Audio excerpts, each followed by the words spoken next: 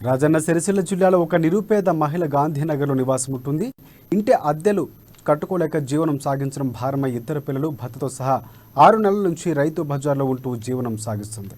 Double bedroom కోసం దరఖాస్తు పెట్టుకున్న గాంధీనగర్ స్థానిక కౌన్సిలర్కు ఎన్నిసార్లు విన్నవించుకున్నా పట్టించుకోలేదని వాపోతుందామె. అయితే గత్యంతరం లేక రైతు బజార్లో నివాసం ఉంటుంది. రాత్రులు భయంగా గడుపుతూ చిమ్మని చీకట్లో ఎముకల కొరికే చలిలో ఎండకు ఎండుతూ వానకు నానుతూ ఇద్దరు పిల్లలతో కలిసి రైతుల కోసం నిర్మించిన రైతు బజార్లో నివసిస్తున్న ఈ కుటుంబాన్ని చూస్తూ ఉంటే కంటతడి పెట్టాల్సిందే. సిరిసిల్ల మున్సిపాలిటీలో డబుల్ బెడ్రూమ్ల కోసం పలువురు దరఖాస్తు చేసుకోగా కొంతమంది కౌన్సిలర్లు 50,000 నుంచి ₹1,00,000 వరకు తీసుకుంటున్నారని ఆరోపణలు ఉన్నాయి.